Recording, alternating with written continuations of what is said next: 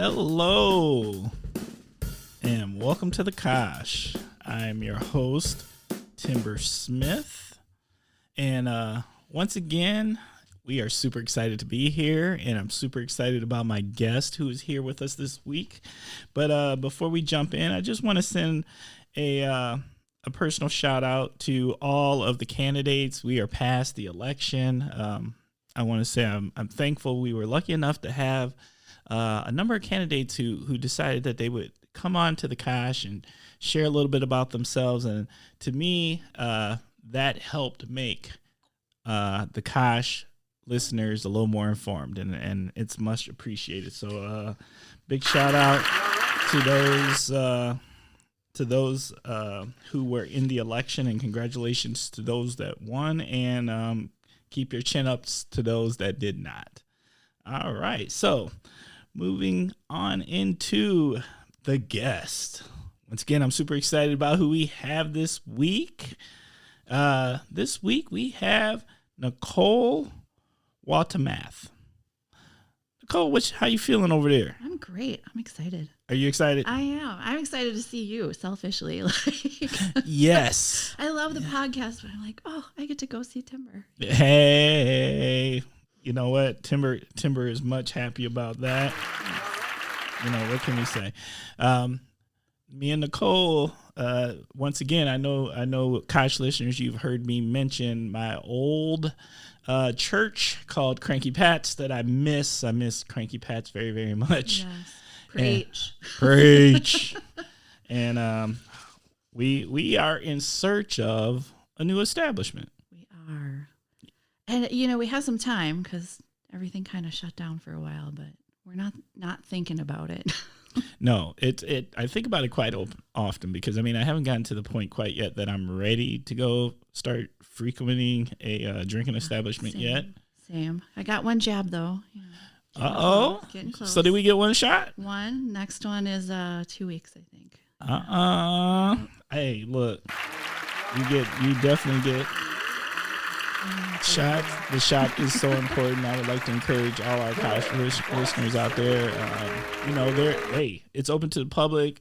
It's available. It's not hard to set up. I actually got 2 shots myself, so I'm pretty happy. Applause for you. Hey, we didn't make that happen. So I would like to encourage those, and it's not hard to do. You know what? I'll even throw the shot out there. If anyone is having problems trying to figure out how to find where the shot is, email us at AskTheKosh, and I can put up some links. Yeah, it was easy. I went to Sunnyview. It was a really good operation. It was smooth. It was fast. I used the university. All right. The university made it super easy. Yeah. So, all right. Well, Nicole, let's jump in a little bit. Can you share a little bit of something about yourself, and what is your connection to the Kosh? Yeah, so I probably should have counted the number of years I've lived here, but it feels like forever. I actually was born in Necedah, Wisconsin. I don't know if anyone knows where Necedah is. What is Necedah? You likely drove through there on the way to somewhere else. It's, like 800 people. And 800? Yep. And I'm from a huge family in a small town. So I graduated with 34 people. I was related to 4 of them. I'm loving that. Yeah. But and then came here for school, UW, and never left. So I've been here for, my daughter's in her 20s, so 20 plus years. Yeah. Been here a minute. Yeah. Okay. I'm liking that. Necedah. All right. So Necedah is definitely one of them places I know nothing about. Yeah. Is there anything that Necedah is popular for? There is a little bit of notoriety. There is something that started in Necedah. It's kind of weird, called the Shrine. Have you ever heard of the Shrine? No. So it was this, I'm probably going to not be completely accurate with my information, but it was religious organization. This person had claimed, I believe the story goes, claimed to have had visions from the Virgin Mary or something. And then all these people congregated in Necedah and, lived there and worshiped there, and they had their own church and their own school, and it's still around, but, all but dissolved. Yeah, it's kind of weird. I don't think it's weird. I'm just unfamiliar. Yeah, well, it's a town that small, and then to have people come from everywhere just to be a part of the shrine. Be a part of the shrine. Yeah. Okay. Well, So, hey, weird that's fact. cool. I don't know.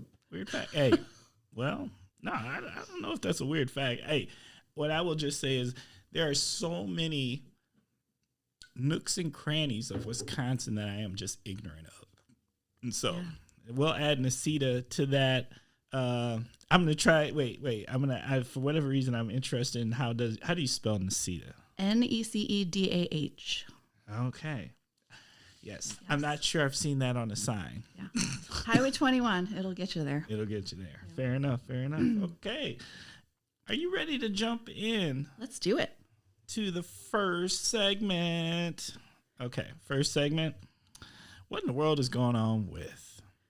So that is where you start off with the phrase, what in the world is going on with? And you finish it. So what do you got, Nicole? All right. So I got a weird one I've been pondering, thinking about. It's kind of perplexing me because it's come up in different ways a couple times in the past couple of weeks, but sizes. What in the world is up with sizes? Ooh. And it sounds weird, so let me explain. And maybe I sound like an old curmudgeon, but okay, not much of a shopper, but trying to buy clothing.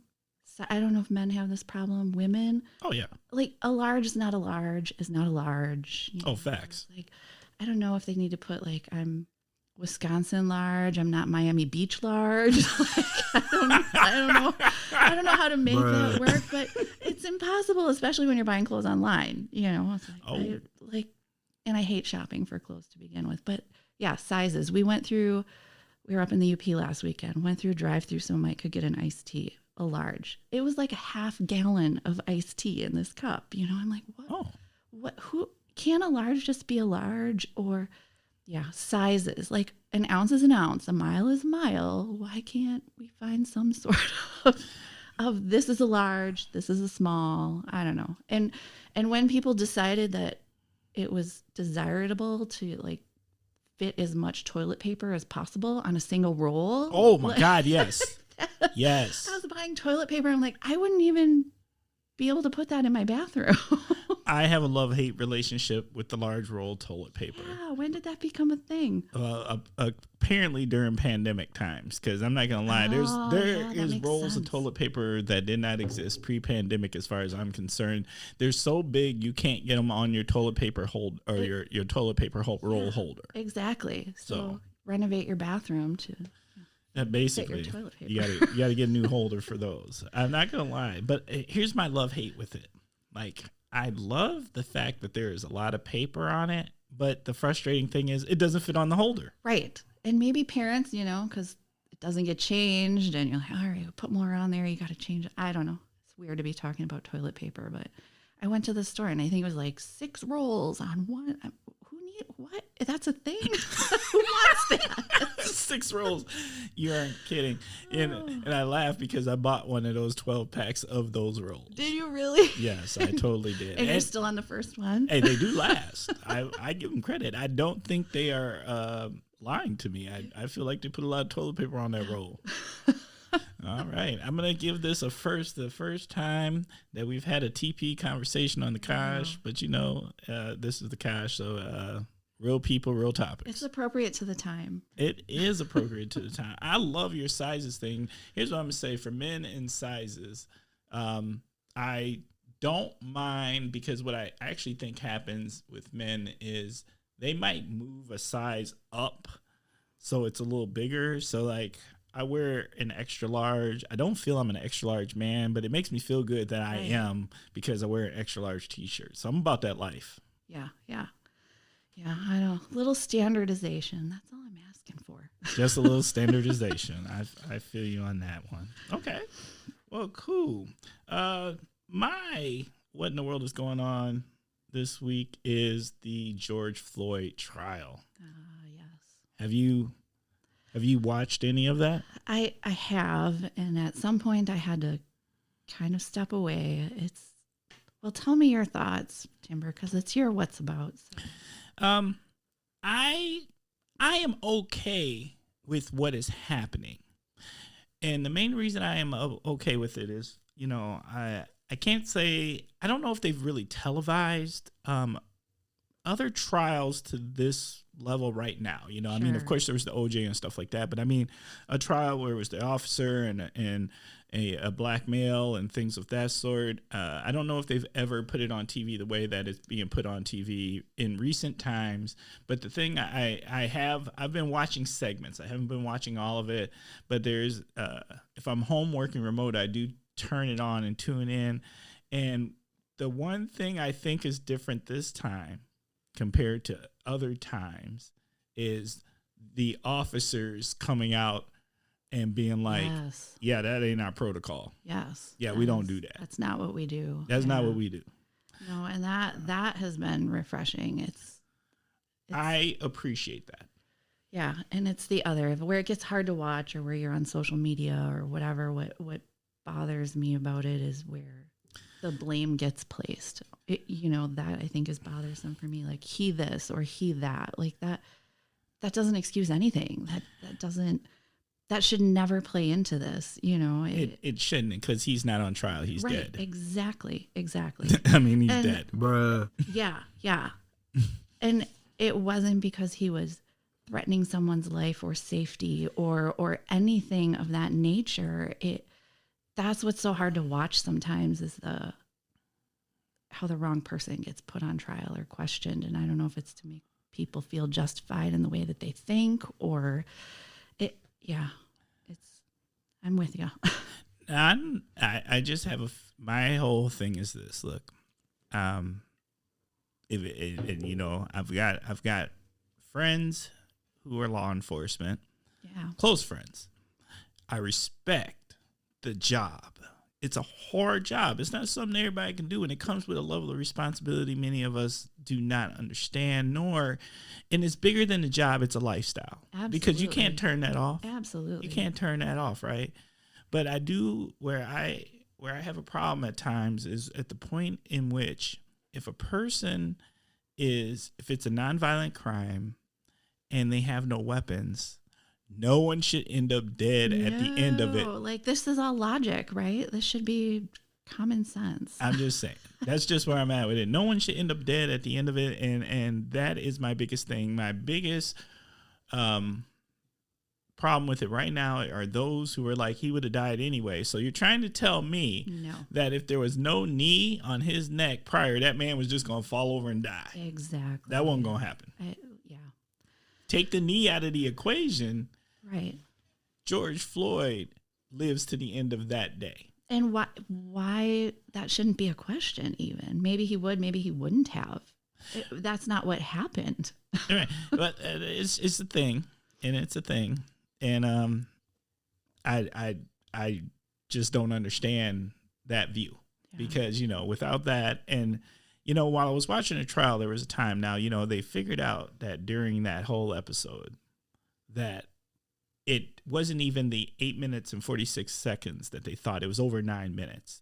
And they said the amount of pressure scientifically that would have been on his neck for those 9+ minutes with the cop's weight and the weight of his holster and his belt and handcuffs, gun, whatever a officer normally has, would have been 176 pounds of pressure. Oh my God. So 9 minutes with 176 pounds of pressure on one's neck. I don't care who you are, unless you Superman, that's putting anyone down. Right. And unnecessary. I don't think it was necessary. Now, look, I'm not trying to defend him for who he was, but it still doesn't come to the conclusion of warranting death. Right. And it is I listened to your episode with your friend from University Police, and just the way he approaches law enforcement, it really is from a place of community and protecting and serving. And I think most of law enforcement is like that. What spun so out of control within this person is it's frightening, because it may have been your neighbor or your daughter, or it's frightening. Yeah, I agree wholeheartedly. And I agree with you 100%. vast majority of law enforcement are following the rules. They're responsible. They're heroes. The whole nine. Yeah. I'm all for it. But once again, law enforcement is human. Yeah. And humans make mistakes. And you need to be accountable for that. And we should hold anyone, regardless of the job at hand, accountable if you make a major faux pas. Exactly. I'm with you. Yeah. All right. So that was what in the world is going on with. I'm eager to see how the rest of that trial goes. We'll see how that goes. I have a lot of people in my life right now who are like, he's not going to get convicted. But you know what? I'm going to be honest. This is the one that I think is not going to slide. I certainly hope not. I don't know if it's the pandemic or all of the things that have transpired in the last year, but just the amount of voice that has come to things like this situation. Around the country, just for this one man, but it wasn't about that one man, it was about the situation. Inequity and right. So I hope you're right, because boy, I'd hate to see the result of, I guess, whatever the verdict is. There's gonna be some things to talk about, probably. I think no matter what happens, there's going to be a serious conversation, just like there is at anything that is major in those scenarios, and I welcome that conversation. Yeah, you know what I'm saying. By no means. What I would always want to say to people who, there's that side that pushes back on this whole thing. George Floyd didn't choose this. Right. He didn't choose to be the poster child of this situation. Oh, yeah, for sure. I'm sure if it was up to him, he'd rather be alive. Nor did his family choose all of this, and I'm sure they'd rather he was alive as well. And so, he is a flawed person. But let me, I'm not a religious man, but let me go a little biblical. He who wants to cast the first stone. Oh, absolutely. Yeah. Yeah. Show me the person without some skeletons, right? That's right. Particularly in Wisconsin. Yeah, yeah. We done all did some foolish things. We're not talking about those here. Oh, Those okay. are a different time. We'll keep it moving. Bruh. All right. So we're going to move into segment 2.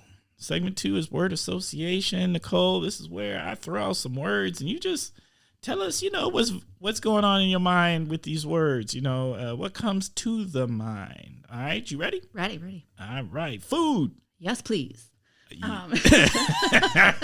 Agreed. No, I have to say food because it's been on our mind for a while with being cooped up, and fish fry. I want to go to a Friday fish fry. We miss them. Oh. It's like, that's the one thing I'm looking forward to is the supper club, the old fashioned, the deep fried fish. And, I'm waiting. I know everybody's line through this in the sand has been very different for us. We've been pretty hunkered down and pretty careful, and no judgment on anybody else's choices. That's just where we have chosen to draw our line. We have our little bubble of friends or whatever that, or my daughter, and it's just really been about trying to get through it. And we're kind of introverts anyway. We like to stay home and stay in, but we're missing our fish fry. I'm feeling you on the fish fry. You didn't even decide that you would go out there, throw on the mask, and go hit it for Good Friday, huh? No, I'm not Catholic, so. Well, I ain't Catholic, but I like a fish fry. I'm about that life. Yeah, we're this close. Like, we ended up, I don't know, before pandemic, we had traveled out to Wentz and hadn't been there, and we love Wentz. Like, it is the... Shout out to Wentz. Yeah, it is like the pivotal supper club feel when you're in that place, and you can tell it's family, the hostess and the waitresses, and, you can just tell it's a family operation. It's just what you think of when you think of a supper club, and it's on the water. So yeah, it's cool. I traditionally on Good Fridays, my brother and sister-in-law, the Weisses, we usually go and do the nice little fish fry because they live close to Wentz, and I got much love for Wentz. I don't even mind okay. that 30 to hour wait, Right. elbow to elbow Exactly. with a Bloody Mary or a old fashioned in my hand as I wait to get seated. You know, Wentz just has a feel. They do. It does. Yeah, and it is. It's like the old time, like cash only, right? You have to go to the ATM there. And that's right. No checks. They don't cards. play them games. Yep. We're in and out. They turn them. Yeah, all right. Yeah. Love that. Love that. Okay. Cocktail beer. Beer. Beer? I'm a beer gal. Yeah? Yeah. Yeah. Do we got a favorite? I got my staple, you know, like my go-to, my Heineken. Just, you know, when I was younger, I could drink all the dark beers or the IPAs. I'm too old now, Timber. I just get headaches. Yeah. Keep it simple. But I do love, you know, like sour beers. Love those. And help me, Fifth Ward. They make some great sour beers. I haven't gone to Fifth Ward yet. Oh, soon. Yeah, I'm hoping so. Yeah, patio will be open, and they got great beer. They make great beer there. Do they? Okay. Yeah. I'm going to. My goal is a Fifth Ward trip before a Herd game. Oh, I'm about that perfect. life. Yeah. All right. So shout out to Fifth Ward. You know, hey, if you would like to, you'd actually like to sponsor Timber and Nicole coming down there and having a couple cocktails, we are about that life. There you go. There we go. All right. Netflix. Yeah, we aren't super tied to anyone streaming, but Netflix, I would say Schitt's Creek comes to mind because I don't know if you watched that. We loved that show. It's such a hilarious, feel good. We binged that. I'm sad it's over, but yeah, and you know, Dan Levy and Eugene Levy and Catherine O'Hara, like it's just brilliant. It's brilliantly written, but we don't watch a lot on Netflix. We ended up so we're weird. We got Acorn and BritBox, so we watch a lot of British TV now. Oh, so are you those British humor people? No, I'm not. Mike is. He likes the British comedy. The one that I love is Absolutely Fabulous. I would say that's my go-to British comedy. But we watch all the cop murder mystery sorts of shows, and it's weird because they don't have guns. You know, like it's not. These cops just storm into places and they don't have guns. Like so, what do they storm in with? Words, I guess. Bruh. It's just culturally very different to watch, and if you're not really thinking about it, you're like, what? If this was American movie or something, they would go in with like guns a-blazing. Like, no, they just talk it out. It's really weird. Not to say they don't, but you know, I would recommend I don't know, Acorn's like $5 a month. We binge. All right, I appreciate that. I've heard of Acorn.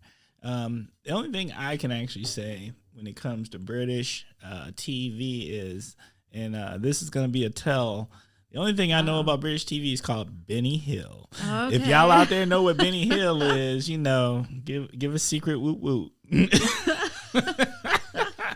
That's all I know. All right. Amazon. Netflix you. What's your Netflix? Here's the thing. I don't really watch Netflix, but I don't have cable, so we stream everything. We just gave up our cable. Yes, we are on Sling TV. We got Hulu. You know, really, I'm gonna be honest. The only thing we probably don't got is Disney, and people keep telling me I need to get Disney. I ain't ready to get Disney. Well, and then it turns into cable because you got this streaming, and now all of a sudden you're back up to $200 a month. Well, look, I have not gotten close to there. You know, I'm navigating this. What I would like to say is wisely. I've been a wire cutter for a long time. Ooh, all right. So I gave a cable I don't know. I feel like it's been at least 4 to 5 years. Okay. That Sling has been out, and you know, I had that cable surprise. You know what the cable surprise is? Oh, is that the when you get it in the mail that 1 month and it's Right. They give you like that contract. It's Sure. either a year or a 2-year contract, and then after 2 years, all of a sudden it's like $226, and it's yeah. like, oh yeah, here you go, it's $226, and it's like, I don't need $226 of TV. and I don't even have HBO. What's going on here? And I'm gonna tell you, I did some research. And what I learned during the time that I researched when I was going to cord cut, right, and I was going to give up cable, I learned that the average person only watches 5 channels.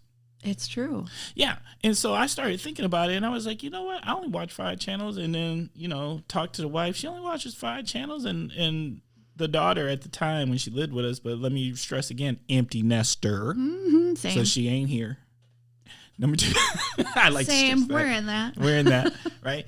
And so, like, there's only like 10 channels I really need to pay for. I like the murder shows. I like the food shows. Yeah, see, I'll tell you where we got. I could go super cheap on streaming except for one problem. You know what that is? No. Hallmark. Hallmark Christmas movies are the weakness in our house. Hallmark for Christmas both movie. of you? I And ain't gonna lie, I love a good Hallmark Christmas movie. right. Look, I shouldn't be telling the public this stuff, but I'm gonna go ahead. Out. Secret is out. Timber loves a good Hallmark Christmas movie, and you know why? Because they make you happy. They make That's you it. feel good. They do. It's like Cinderella's story. Yeah, I love a good small town, and you meet the old romance of your life, and you figure it out, and then at Christmas, because Santa Claus interferes, it all works out.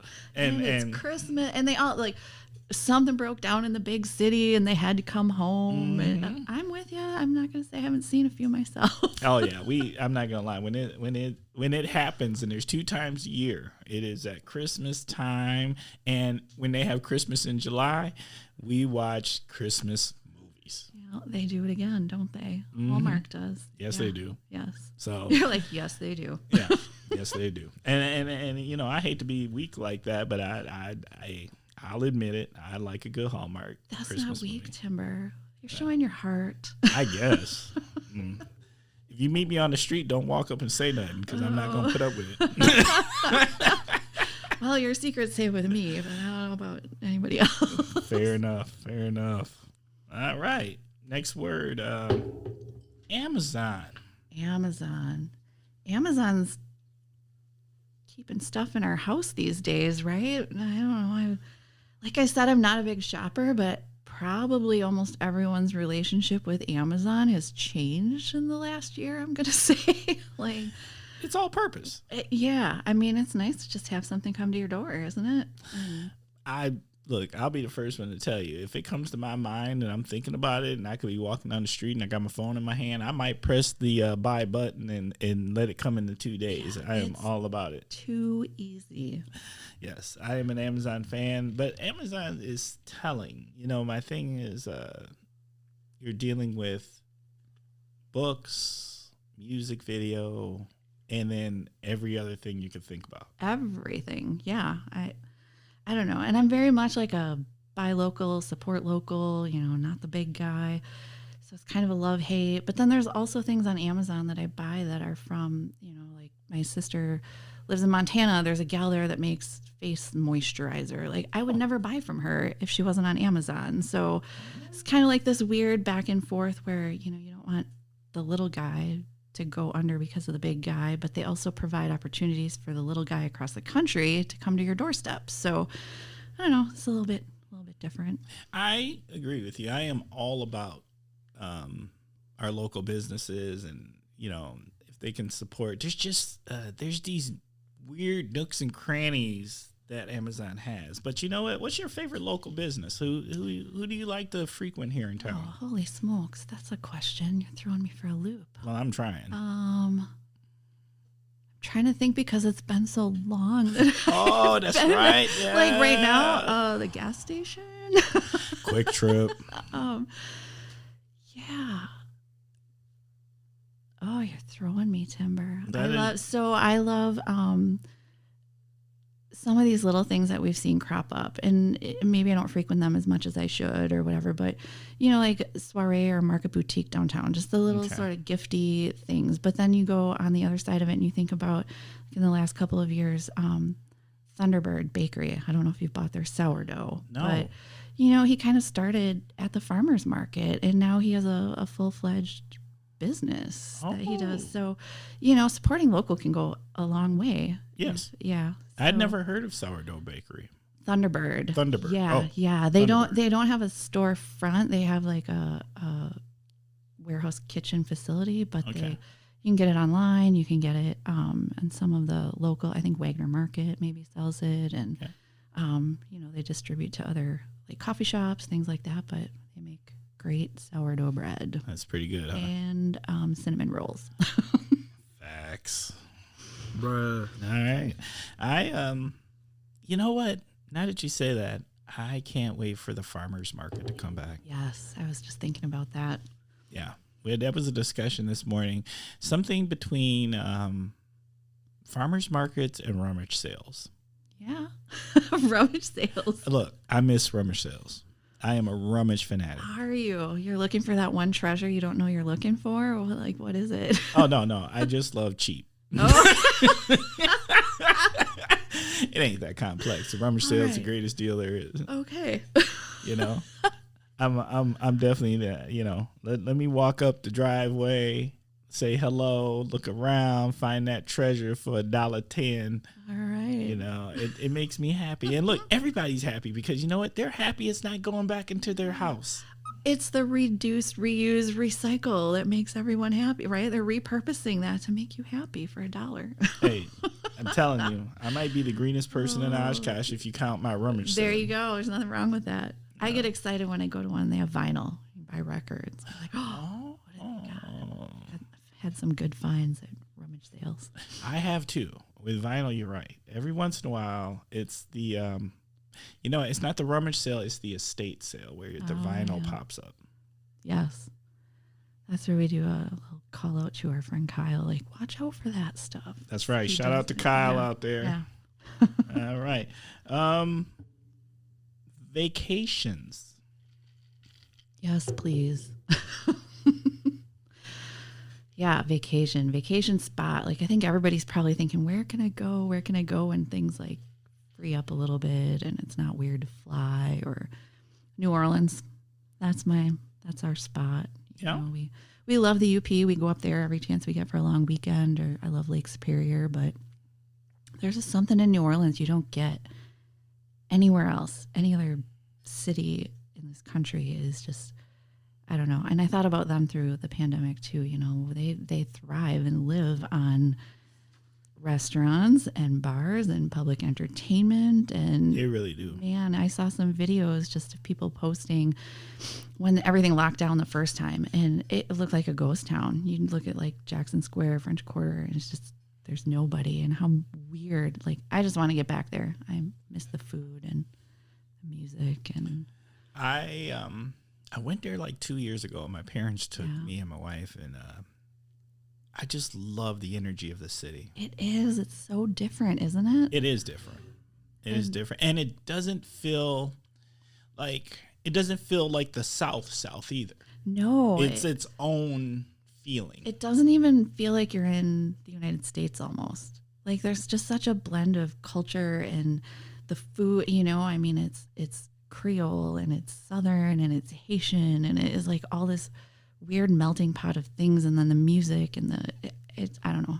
You can't explain it. And I think most people think about Mardi Gras or Bourbon Street or, getting hammered or something. It's so much more than that. It really is. I will say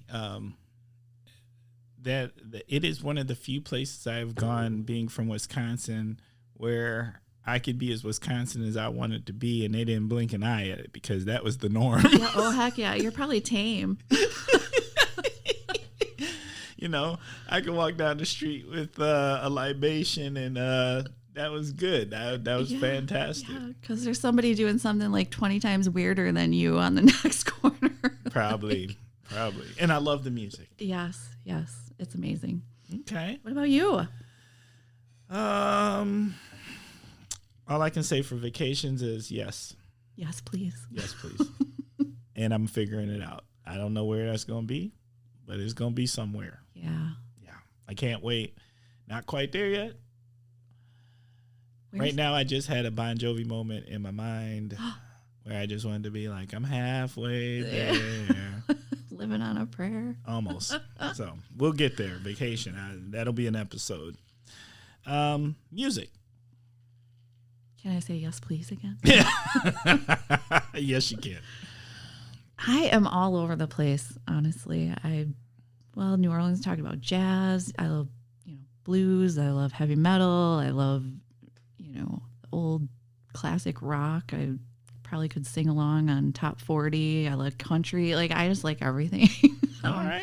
And maybe that's, I don't know, maybe it says I'm not, I don't know. I just like to listen to all of it. Every different thing is for a different mood or a different experience or a different time or whatever. But I guess that's another thing that I love Oshkosh for. The music scene here is great. And really I can't wait to open that back up in full swing. The farmers market, like you said, just the fact that there's live music down there, and I don't know, the jazz orgy, how long? I mean, that thing has been going for 20 plus years, has been a staple in this community. Oh, yeah. Yes. I'm not going to lie. I've made my fair share of nights, both at Peabody's and Beckett's. Yeah. And, I'm hoping, when things fully open up, that we just get back to being the Kosh. Yeah, I feel for our musicians. I do too. And Dr. Kickbutt, that's like a almost 20 plus year staple of the community too. And, I don't know, music. That's what I think of when I think music is. I wonder if we can pull off that music festival this year. I hope so. I hope so too. Did you hear they're doing a thing at Menominee Park now on Wednesdays? No. It's down the shelter that's down by the train, the little kids train. Yes. They're bringing in microbreweries from around and music, and it's bring your family and come on down. I don't know. It's like middle of the weeknight once a month or something. Okay. Yeah. Oh, that's that's new info to me. Hopefully that's new info to the Kosh listeners. If we can find out anything else about that, we will be sure to include that. Yeah, maybe I saw it on the Menominee Park Facebook page. I think maybe posted it, but okay. Yeah, check it out. It's right in the neighborhood, right? Right. We will check it out. Okay. We are going to move on to our next segment. Are you ready for that? Let's do it. Okay, the next segment is the Naughty/Heroes Corner, and that's where you get an opportunity to nominate somebody to the Naughty/Heroes Corner. So, what are you feeling over there, Nicole? Well, I'm not going to be the first to put anyone in the naughty corner.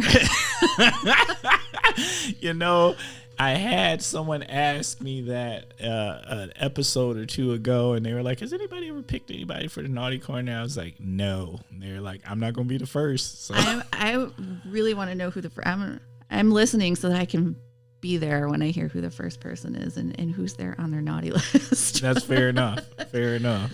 Now, I'm going to do a weird thing with the heroes list, because we have exposure to like things that are visible and things that are really amazing that people are doing in this community. And, like the Heroes of Oshkosh and Rodney, and, we've talked about them several times and you have on your show. Yes. I'm going to put just the under the radar volunteer on the heroes list. Under radar volunteer. Yeah. Explain. There are folks that go to the food pantry and stuff backpacks with food so that kids can bring home food that are food insecure for the weekend. Or you have people that go down to the, Oshkosh Humane Society and just walk dogs, because these dogs, they need socialization. They need to be walked, and you can't just do that with the small number of people that this nonprofit has on their payroll. And just, there are so many things that good people do in this community that are just under the radar, and they do it because they love the community and they want to help lift people up. And so I'm going to put those folks on the heroes list. There's one thing I love. I call it like that we do, or that I know have friends that do. And I guess if I were to call it something, it would be like party with a purpose. Right. Because we all like to have parties. But there's even like a group of our friends, Norm's parents, have hosted a dog party for almost 20 years, where it just became the first time like a summer afternoon at their house, and bring your dogs and we'll all hang out. And it grew into this thing by like the second or third year, where we raise money for the Humane Society. What? So we go out, we have fun, it's just us group of friends, and there's probably 20 dogs, and, wine and food and beer, and we hang out all day. But we have like donations from businesses. Another shout out, these community businesses that just donate like gift certificates. We buy raffle tickets, and all the money goes to the Humane Society. Like just that party with a purpose thing is so cool. I think it's a cool way for people to realize they can collectively, gather their efforts and make a bigger difference. Or no ifs, ands, or buts. I really like that. Yeah. The low key volunteer. Yeah, like I said, it's almost 20 years, and there's thousands that we've accumulated that we've given, just because we want to all get together with our dogs and drink wine. That just sounds like a happy place. Right. Dogs, wine, smiles. Yeah.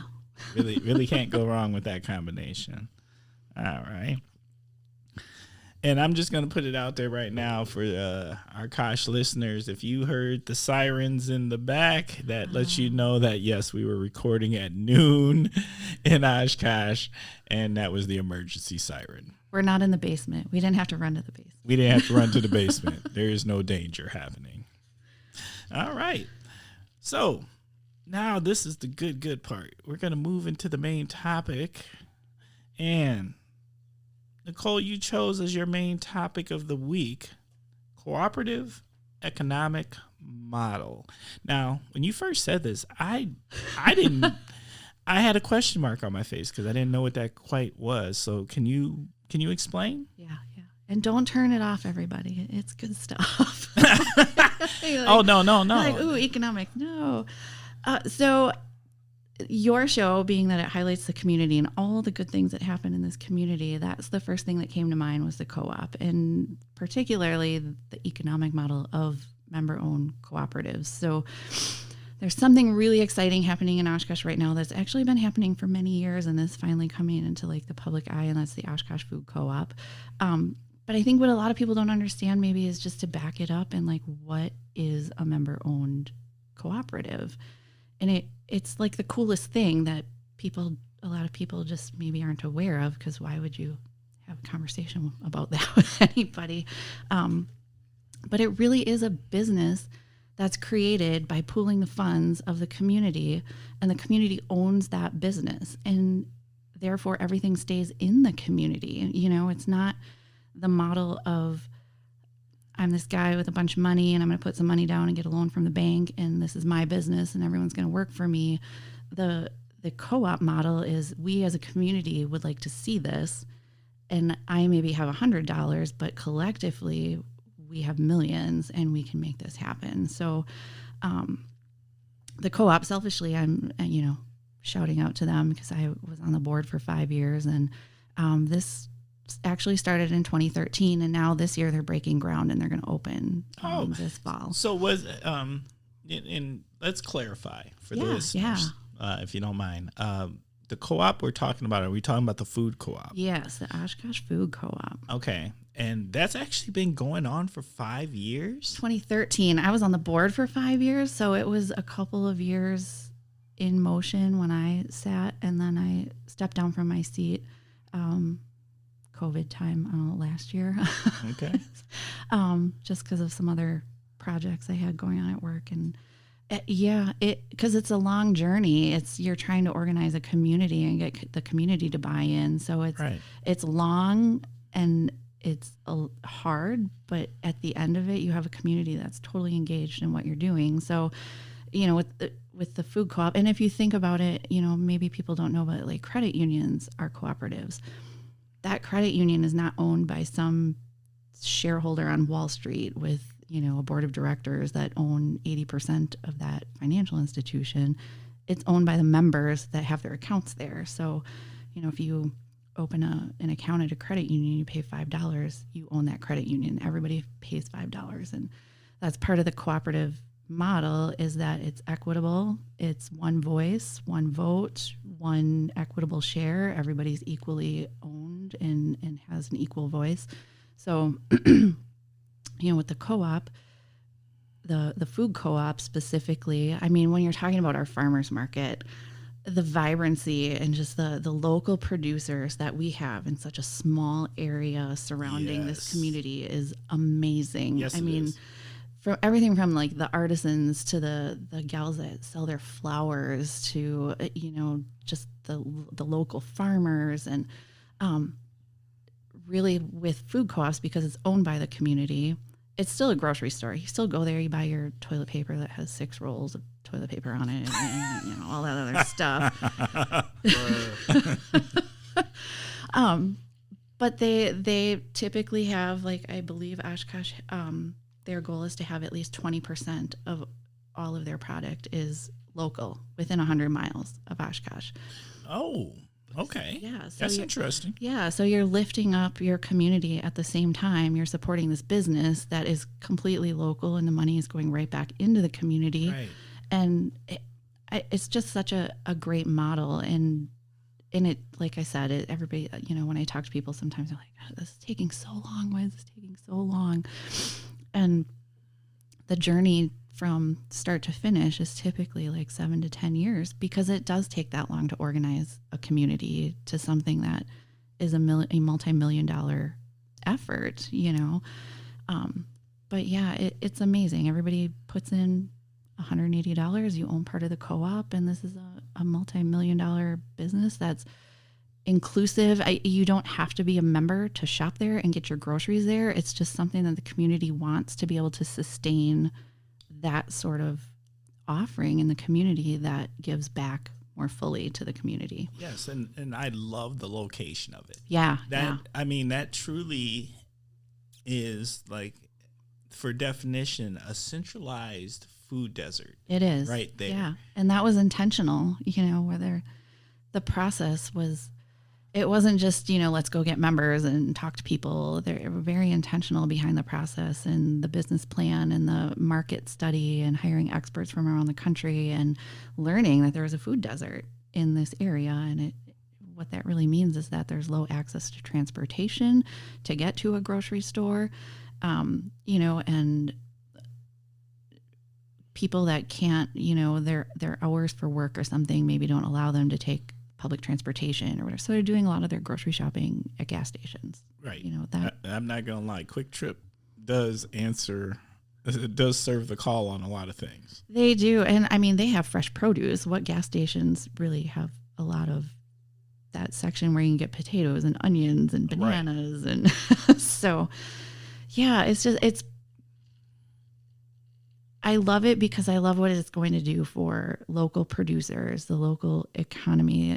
Co-ops are very environmentally aware, bulk sections where there's lower waste. They typically pay really good compensation packages for their employees for wage and benefits and things like that. And the money goes back. If you're going to donate part of your profits or help support your community, if you're owned by the community, it's going to stay right here. It's not going to go somewhere outside of your community, so it's powerful. It is powerful. I didn't understand fully how that works, but comparing it to a credit union, shout out to Oshkosh Community Credit Union. That's my credit union for years. I got love for y'all. See, you're a co-op guy. You're a co-op guy. But I mean, it's very curious because I have been curious about it, and I've been invited to some of the presentations about it, but even then I didn't even have a full understanding.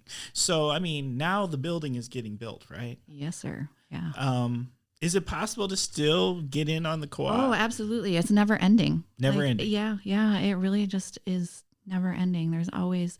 And right now we're at kind of a pivotal point. We hit like the 1,500 member mark, which was the goal to be able to open the store. And, it just has to keep going from there. You just want to be able to sustain keeping it here in the community, you know. Right. And it's and if I heard you correctly, it's $180 investment to be a member of the co-op. Yes, you are a member owner at $180, and it's a one and done. One and done. They do have a monthly plan, like for $11 a month for 18 months. So you can do a payment plan to become a member of the co-op. What else happens when you are a member of the co-op? So when you're a member, you, like I said, anyone can shop there. So you could shop there if you were not a member, but it really becomes that cooperative model of you own the co-op then. So, when you vote for your board of directors every year, one vote, one share, everyone gets a vote, a say. You have a bigger voice because it's locally owned. You have a bigger voice because your board supports you as the community, as the owners. I think about it sometimes in terms of actually working at a credit union versus maybe I worked at a factory or a big bank or something. At work, you try to like please your boss, your boss is the community. Like you have to support the direction that community wants to go in, really. That's powerful. So there's a lot of food co-ops that have been around number of years. Where if you are an owner of the co-op, you might get a dividend if they've gone into the black. It takes a long time to economically, financially get yourself stable, but they might reward members with a dividend based on how much they spend in a year at the food co-op. They might they offer loans, so if you want to invest money, you get some interest back. They become an investment vehicle for you. So that's interesting. Yeah. It's just I just love it because it's super cool that one person can make a difference to the tune of getting everyone else to come along and make a difference too. Like, I think that's just an interesting model. And, I got love for all the other grocery stores in town, particularly my wife celebrates Piggly Wiggly. They can do no wrong. Piggly Wiggly walks on water in our household.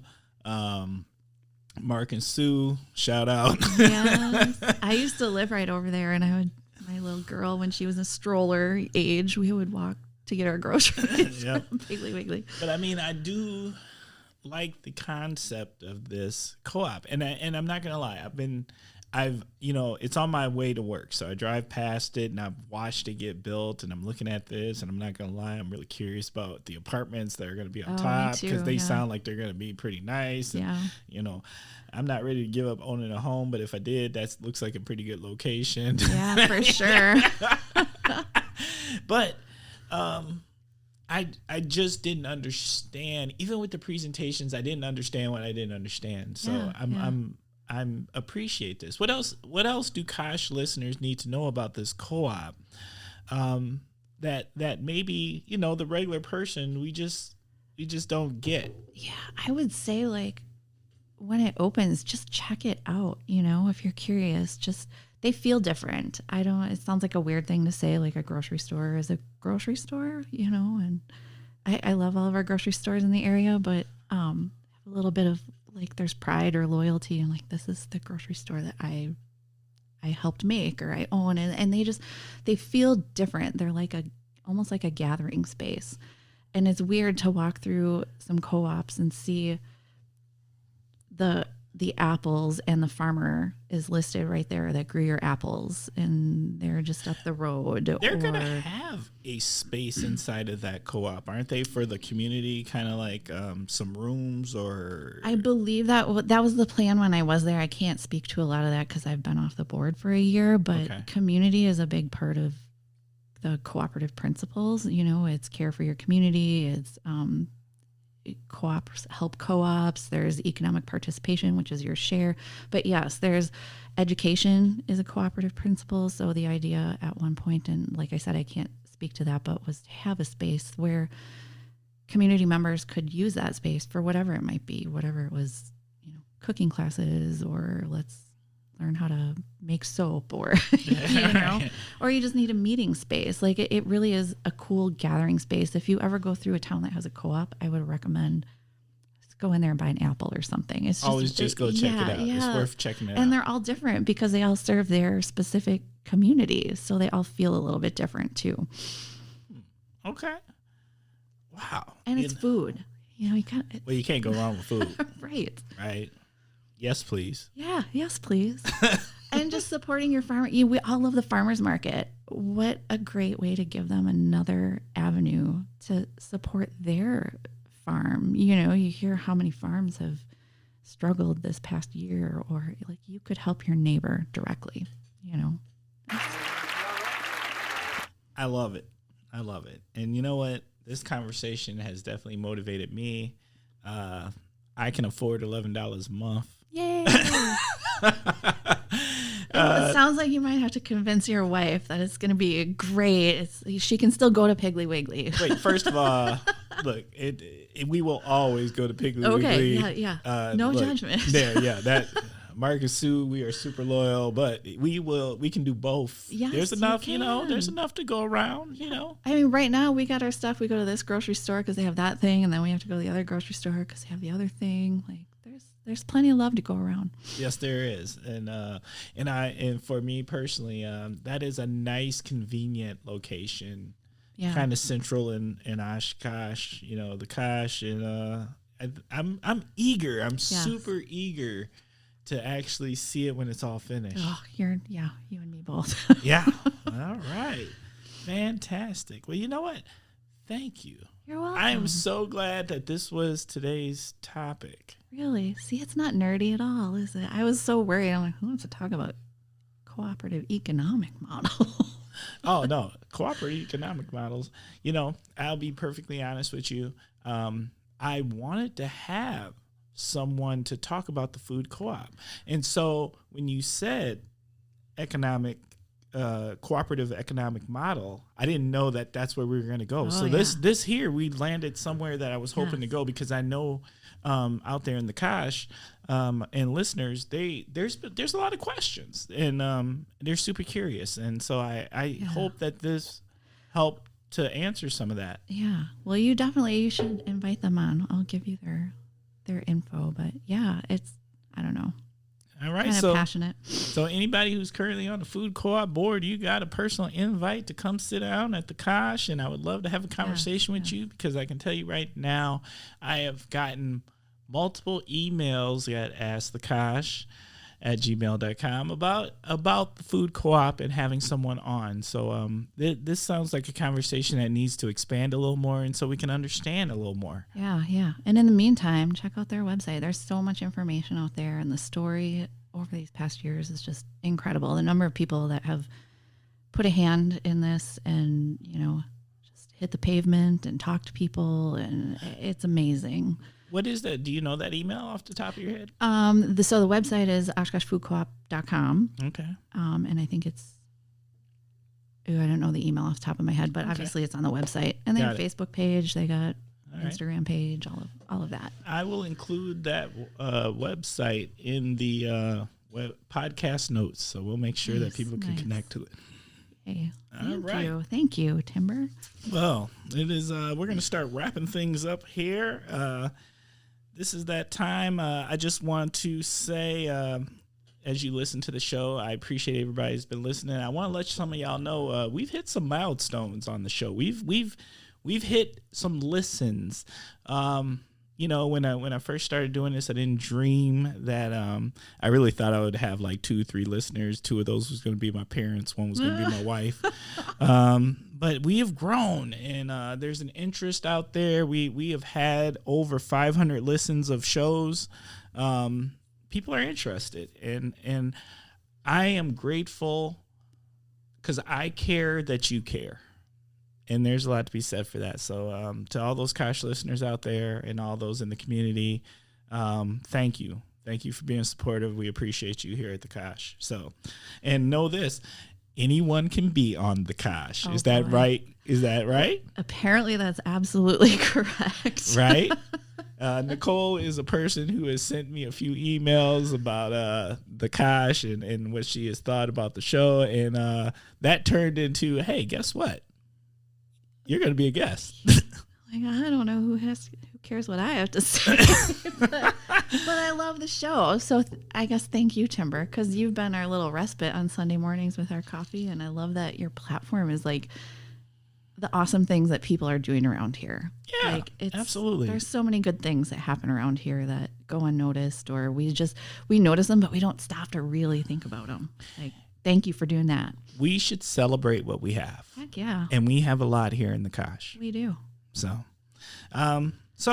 any questions, any comments, anything you want to share? No, we are a growth project. I listen, and those out there who have sent me emails know, guess what? I do email you back. I do take the time. Yeah, careful with that. Hey, no, it's wide open. I've had people agree. I've had people disagree. It's all over the place, and I do appreciate it because at the end of the day, it's a conversation, and that's what we need. If we're not talking, we're not growing, and if we're not growing, we're not doing a good job of being a community. Amen. Amen. So send those questions, comments to askthekosh@gmail.com. Once again, that is askthekosh@gmail.com. All right. We're going to roll into what I like to think is one of my favorite parts, and I hope the guests love this too. It is the shout-outs and promotions portion, particularly the shout-outs. Nicole, who you want to shout out? Well, I feel like I spent the last 10 minutes doing it, but shout out to the Oshkosh Food Co-op, that board, the hundreds of volunteers over the past 8 years. Those guys are tireless, and it is amazing how this has come from $500 seed grant to what's going to be a multi-million-dollar business that supports the community. So shout out to all of them. I don't know, Mike at home, because he puts up with me. Shout out to Mike. Yeah, you might. Yeah, double shout out. Especially when you're cooped up together for over a year. He's a patient man. And I don't know. Just I guess this community that has persevered. All of the bartenders and waitresses and waiters and musicians, and we are persevering. We are almost there. Like, shout out to just. We're going to keep going. It's going to be better. I agree. When we come on the other side of this, we have no choice but to be better. And we're going to have a hell of a good time. Oh yeah. Feel free to send all invites to Ask the Kosh. Because I'll show up with the wife. We ready to have a good time. Look, I'm 2 shots in. She's 1 shot in. In a month or 2, we ready. We are ready. Okay. For the other sort of shots? Yes, we're going to switch from arm shots to those that sit in front of you. There you go. I would like to send some shout outs to people. My shout outs one is to Brianne. Brianne, thank you for reaching out. I appreciate the things that you had to say, some of the suggestions. To Brian Munch. Brian Munch, hey, I appreciate you, my man. He listens to the shows. He always gives me his mindset, and I do appreciate that. And to Shoreview Lanes, you know what? Look, Shoreview. There's a young lady down in Shoreview, and we do every Wednesday.